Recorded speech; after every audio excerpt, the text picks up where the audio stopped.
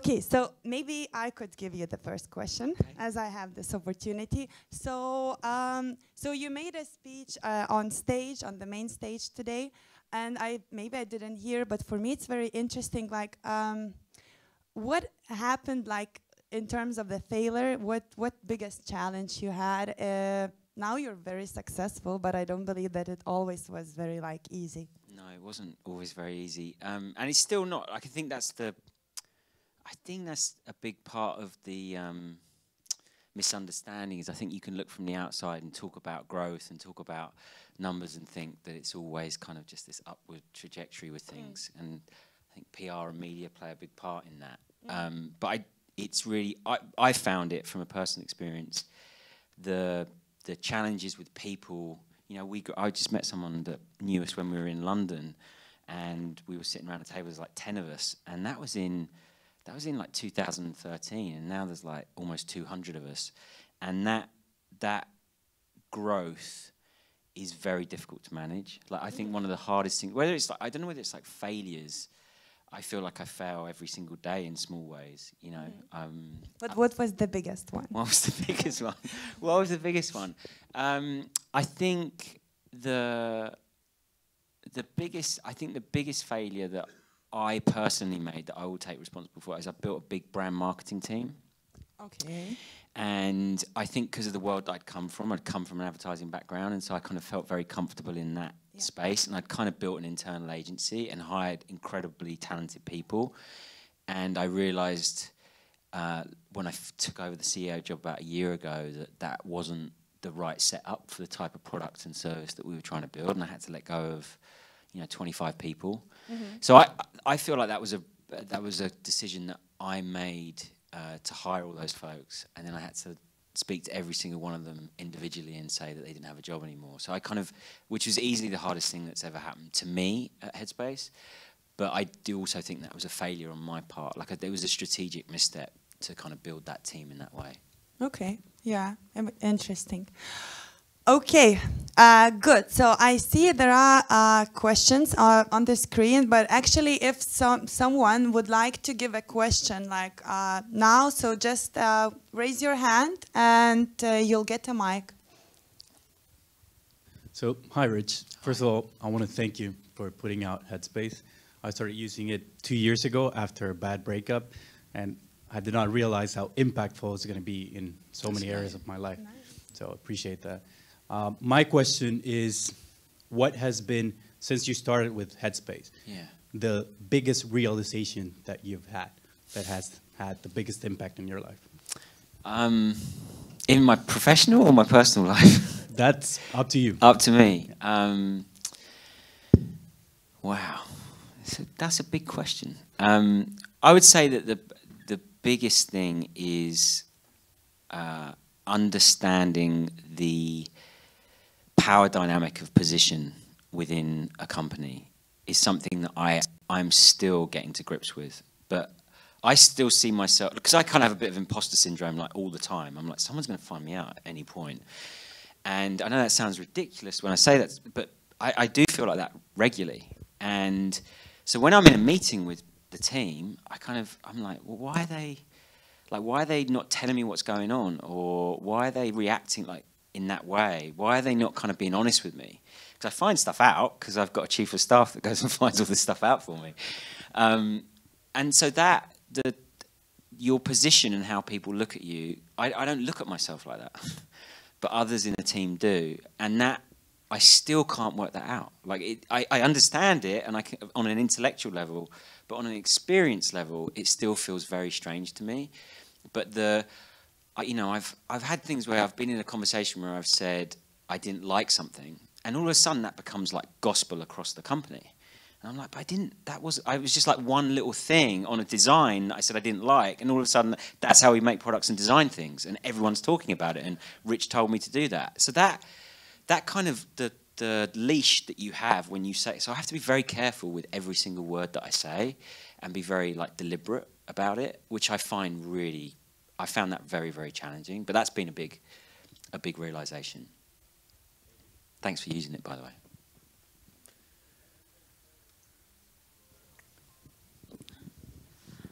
Hi, Rich. My name is Jane, and Hi, Jane.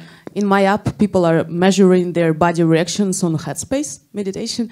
My questions, like our users ask us, and like my question is like the biggest: how do you make people, to stick on the meditation? It's like the biggest question of all apps like this.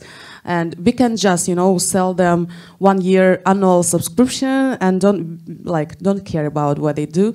But I believe that you're actually like doing a lot of getting people into that. And what are the main insights about this? That's our biggest challenge as a company. So, our number one focus for this year is kind of improving the product funnel, and engagement kind of leads with that. I think we kind of think about healthy engagement.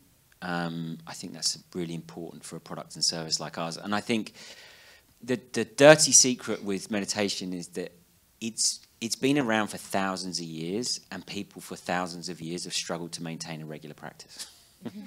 Like, that is the truth of it. And the reason for that is it's very challenging to sit with yourself every day and to look at yourself. I think it's really hard when things come up about yourself that maybe you don't want to look at. Maybe you see that you're really anxious. Maybe you see that you're really angry, or whatever it is. I think those reflections are very difficult to kind of sit with. So we're kind of battling like the human condition, which I think is a real challenge. So I think it's about how do we go beyond guided meditation and think about health and happiness in its kind of broadest context, and understanding that it's an unrealistic expectation to expect everyone to meditate every single day. I don't think that's ever going to happen, however good a product that we build. So we're really interested in exploring all the different ways that we can. And a big part for me with health and happiness actually is around education, just around things that people don't understand. Like, I think there's so much misinformation about what healthy is, what happy is, how do I actually take fitness, for example. Like, fitness industry is massive. It's still not for most people. The people that exercise are the people that have always exercised. I think there's a massive opportunity in providing kind of easy routes in for people to that aren't as kind of intense as a lot of the products and services that are out there. That's just one example. Nutrition, I think, is another massive area where there's so much confusion. So I'm really passionate about looking at all of those different parts of health and thinking how we can create different experiences that live across it, so that we can kind of provide all the things that all different types of users need, not just the people that want to create a regular meditation practice. So that's how we think about it.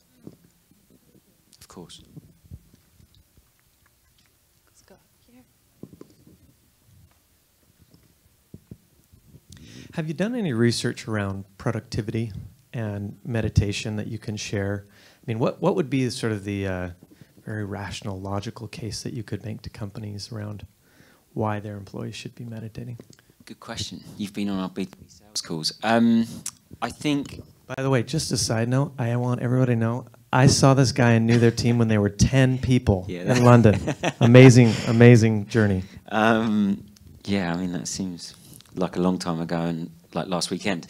I think the big thing that we're trying to work out is kind of science around ROI for businesses.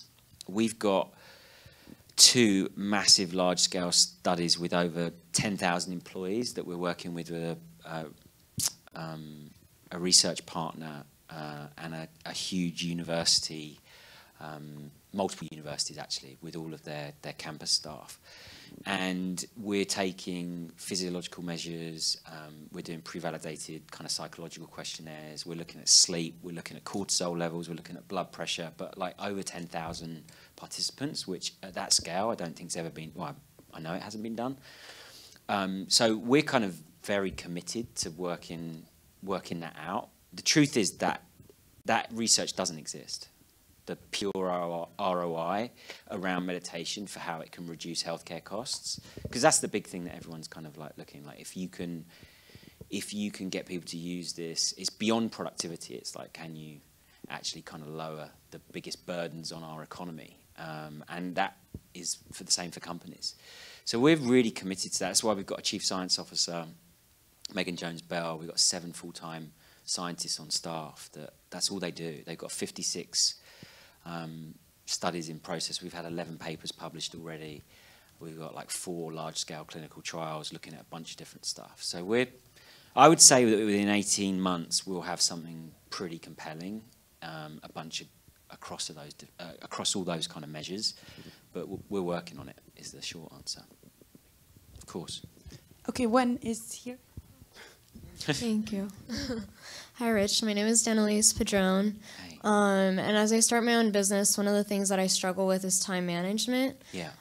So I want to get a sense of what your day looks like when you go to sleep, when you wake up, Yeah. and then how often do you meditate throughout the day and at what times? Yeah. Thank you. So I get up between 5 and half 5 most days. I do an hour of practice, like meditation, every single morning. I then try and do exercise 3 to 4 times a week, depending on. And I'm lucky. I live by the sea, so surfing's a big part of getting in nature for me. So that's a. I'd say that and breakfast and coffee with my wife are like really important start points, and I kind of try and get those in as many days as possible. I try and get into the office between 8 and half 8, and probably go to about 6 to 8, I would say, depending. My energy is much more in the morning, so I try and kind of keep that energy high in the front half of the day. I try and split my time around my priorities for the company. So like, what are the 3 most important things that we're running at? Who are the people that can help deliver it? And then I set all of my meetings around that. So I'll give you some examples. Like, I'm trying to hire a CTO at the moment, trying to hire a VP of design, and looking at product. So everything else on my diary gets cancelled that isn't kind of for those things. So I think, to your time management question, I think it's about when we don't know what's most important, it's very difficult to prioritise and then manage it. But I'm very lucky. I've got a chief of staff and I've got a full-time PA who runs my life. So, but it's the team around you that kind of enable that to happen. So I know that that's a different position for me than someone that's kind of starting out on their own. I know that when I was trying to come up with ideas and start things, I had too many ideas and I was trying to do too many things, and then you never feel like you do anything. So my biggest piece of advice is like that focus is so important. Even if you just pick 3 things, I just think then you can manage it. And then if one of them doesn't work out, if you've got 3 ideas, say, you'll very quickly know whether it's a good idea to pursue. And if it's not, kill it and focus on the other 2 until you get to one that kind of works. And if none of them work, start again and go through the process. That's how I wish I'd kind of done it, if I'd kind of, looking back. Hi, Rich. My name is Ina. My question is actually the same as there is one on the screen behind you. Oh, they're up here. So, yeah. So where do you stand in terms of competition? And for example, Calm was named the app of the year, and they have like. I didn't notice that. Was that what happened? It was in 2017. Yeah, Apple no, I'm named joking. the app of the year, and like with less people, less funding, they seem to have products that like I personally love. And go to sleep every day. Yeah. So where are you in terms of competition? Not only with Calm, but with also other apps, and what's your strategy going forward? Yeah, I think. One, I think competition's like very healthy, because, and especially for the space, I think it shows that the space is very robust, and I don't think there'll be one winner. I think there'll be a couple of winners. That's my kind of take on it. I also think if you think about it as a meditation competition space, you're limited in your thinking from the way that we look at it, and we really think about, how do we create the most comprehensive guide to health and happiness, like from when you're born to when you die and everything in between. And so we've always seen it as much broader than just meditation. So, when I look at competition, I actually think about how much time people are spending on Spotify, how much time people are spending with Netflix. Like, I'm actually thinking about kind of time spent. And so I think about the competitive landscape as very broad, and I'm just paranoid enough about it that it keeps us driven. Actually, the Calm thing for me was a good wake-up call for the team, because we've always led this. We were the first meditation app, the first subscription platform that, like, it's good to have that, to kind of go, look, they kind of got that moment. I'm also very confident about our strategy, about what we're kind of trying to build something else. Like, I'm not sure that you know, forest sounds and lakes are going to get proven to be scientifically effective against anxiety and depression and sleep, for example. They're problems that we're trying to solve. So although on the outside the product might look, you know, it's incredibly consumer friendly and hopefully easy to use, we're really trying to put like hard science and facts behind the work that we're kind of putting out. We're going after B2B, you know, pretty aggressively. Like we think that's a big kind of area for us. So I think all of those things, if we execute well, I feel confident that we'll have a very unique position in the market. And I think what Calm provide is actually a really good product and service. Like, you know, like you say, I think they've got some really good tools for folks. I wonder whether they're more on the relaxation side of things versus kind of actually changing the underlying cause of some of these problems. That would be a question that I would have. But we're looking into it. Like, we're looking into how do we go beyond just our guided meditation to kind of provide for other types of use cases. So I think it's healthy. Like, that's how I kind of look at it. But I also feel really confident about the strategy that we've got in place. Yeah, I haven't met Michael, but I know Alex really. I've met him. He's awesome. Like, he's a great product guy. And I got a lot of respect for what they've done on a small team with, you know, with a small budget. I think it's really, really impressive. Yeah. And I think there's this app, Slido, so people already gave the question, so maybe we could answer to them too. So how did you spread the word about Headspace? So 85% of our growth is still organic and driven by word of mouth, even today. We didn't start doing paid advertising until 18 months ago. So it's a very word-of-mouth product. And I think that's because, you know, like a real email that we got the other day from someone, that they hadn't slept for 20 years. Imagine that. They hadn't had a full night's sleep for 20 years. And they used the product for like a week and had their first full night's sleep. And you can imagine the email that you get. I think if that experience happens, obviously that doesn't happen to everyone. I'm not promising that if you've got major sleep problems after a week of using it, that you'll have your first, but it happened for this person. And I think if you have that experience, you are going to tell absolutely everyone that you know about the thing that did that. And I think we have multiple stories that happen for multiple reasons. So that the natural kind of viral mechanic that is built into the kind of the things that it helps with, like the things that our product helps with, I think is really, really helped with that. And also the brand, the PR, like we've spent a lot of time on creating a brand, not just a product and a service. And I think that's really helped as well. And regarding the word of mouth, so I think that nothing bad could happen when meditating, right? But so are there any like negative feedbacks you're receiving? Maybe someone expected something, you know, to make like, you know, to be very like not stressed anymore very quickly, and it didn't happen, and it's like a complaint about it. Yeah, give me that pill. I'd like that pill. No, I think this is the big problem with expectation, right? In life in general, is that we expect something to be a certain way, and then when it's not, we get very disappointed. Yeah. And I think that's the problem with promising results from things. And I think that's why we've been really careful to say, look, it has been shown to help with these things. People have had this experience from our product, but it's up to you to define it, how you use it, and what you want to get out of it. I think that's why a lot of people give up meditation, because they have unrealistic expectations about what it's going to provide, right? Yeah. They're like, I'm going to do one session and I'm going to be calm, and all of the things that I've struggled with my whole life since I've been born are going to disappear. And that's just like a very unrealistic expectation. So I think that how we kind of manage our users' expectations as they kind of go through the experience is a really important part of the product, I think. Okay, cool. Okay, so... Hi, Rich. It's been incredibly inspirational listening to you, so thanks a lot. Would love to just hear more about the really, really early days, how you went from 0 to 1,000, 1,000 to maybe 10,000. Yeah. What was it like? Retentions, growth? Yeah. So we actually started off as an event company. We didn't have so when we started in 2010, May 5th was our first event that we did in London, and we had about 300 people in a very similar, it was in a cinema. In BAFTA in Piccadilly, and the idea was how could we create a kind of TED-style kind of event that could teach you all the things that you would need to know about meditation, so that you could leave that event and you'd have done 40 to 50 minutes of meditation throughout the day, broken up into smaller chunks, and you could go away. And we did have an app, actually, but it was just for event attendees.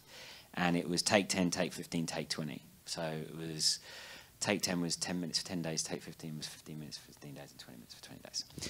So it wasn't a kind of a scalable, it wasn't built as a scalable kind of digital product. And look, hindsight's no sight. The reason we did that, I wanted to kind of create an app, but Andy's famous words were, it will never work as an app, because traditionally it's always been taught teacher to student in a kind of oral lineage, and it's been passed down in that kind of way for you can trace it back with Andy's kind of the lineage that he's a part of. You can trace it back to close to 3,000 years. So he was pretty reluctant to do that, but those events created a really awesome kind of natural kind of word of mouth and community aspect to it. And it was, you know, they grew from 200 to 400 to 500 people, those events. And we did that for, you know, until we launched the subscription service in January 2012. So best part of 2 years. And it was it was a terrible business. I wouldn't advise anyone to start an event. We're at startup. I know. But I wouldn't advise anyone to start one. It was really difficult. I got to speak to every single person that came to those events. What did you like? What didn't you like? We had very detailed feedback cards. We got a real sense of what people would want. So when we made the product, it was actually pretty well baked, and I felt very confident that it was going to work. The thing I wasn't so confident about is that we had only £50,000 left. And we bet everything on the subscription, because our friends and family were like, we love you guys, we love this mission, but we're not giving you any more money. And so the biggest break for us was the Guardian newspaper in the UK, which is a big national newspaper. We managed to convince them to put 1 million booklets on the front of their paper on the January 6th, which is their biggest New Year, New You weekend. And it's the weekend that they sell the most papers, and it had an offer for the subscription in it. And we managed to do that for free, and that basically launched our whole business like that from there. So we you know, in that first month of the subscription, bearing in mind that we'd just lost money all the way through since we started, you know, we made £32,000 in that first month, and it literally just took off from there. The next problem was working out how we were going to take it off the jerry-rigged website that we built it on. And actually scale something that had that many people. So that was the next challenge. But that's how it kind of took off.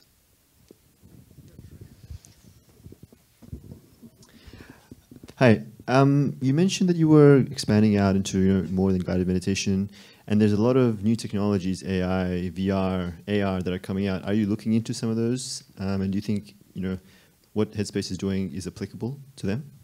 Definitely. I think the watch is really interesting for us, for obvious reasons. I think voice is incredibly powerful for us, because most of our products are kind of audio. So we're kind of aggressively going after those. And, you know, if you go on Google Assistant and say, let's meditate, Headspace comes up as first level authentication on that. So we're going to double down on that stuff.